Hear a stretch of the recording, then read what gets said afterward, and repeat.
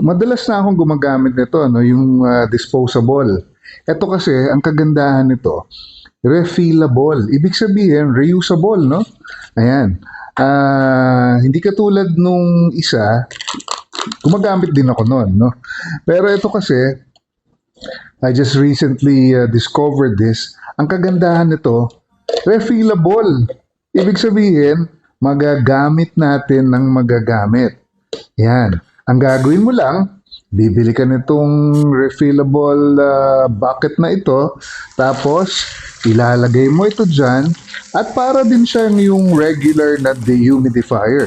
Lalagay mo to, tapos ay tatakpan mo. Ngayon, alam ko ang tanong nyo, paano pag naubos na ulit? Naka-absorb na ng mga moisture, no?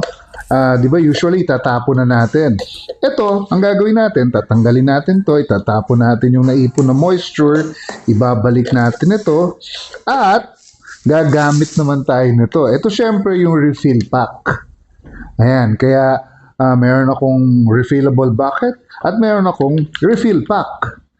Okay? At syempre, mas malaki siya at mas maraming ma-absorb na moisture. Again, it's the Clear Air Moisture Absorber, but this time it's the refillable dehumidifier. Subukan nyo.